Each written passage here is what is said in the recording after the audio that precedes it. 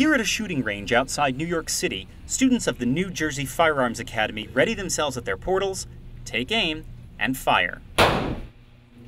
From the other side of the glass, Lateef Dickerson has trained hundreds of first-time shooters. Most people just have a curiosity. They want to learn about firearms safely and properly.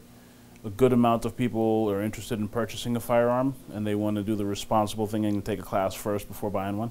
Like 47% of American adults, Ronald Yee has a firearm in his household, and he thinks gun control laws are adequate as they are. So imagine if knife laws were as strict as firearms laws.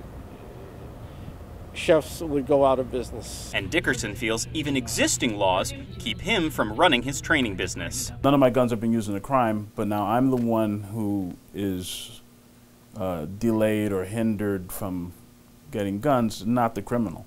In recent months, the perennial American topic of gun control has reemerged. This time it comes in the wake of a string of deadly shootings across the country, including one just weeks ago here outside New York's iconic Empire State Building. On August 24th, 58-year-old Jeffrey Johnson killed a former co-worker on a busy Manhattan sidewalk.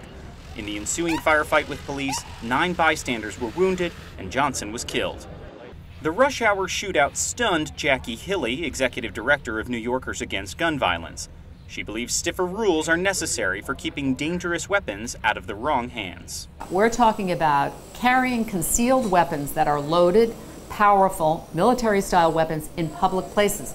The public has a right to be safe in public places. And in this election year, she's concerned political leaders aren't doing enough. We have children who are being killed. What more do we need to convince the American public that the people who are elected and representing us in Congress, and right on from the presidential candidates down, should be talking about this? Back at the range, shooters like Shonda Smith agree that certain limits are necessary. I don't necessarily feel everybody should just bear arms per se, without certain credentials. Smith is training to be a corrections officer. She hopes having a firearm in the house will remove some of its allure for her 3 boys. It's less of a wow factor when they know what you're using it for as part of my job. And she hopes that exposure will keep her and her family safe from harm.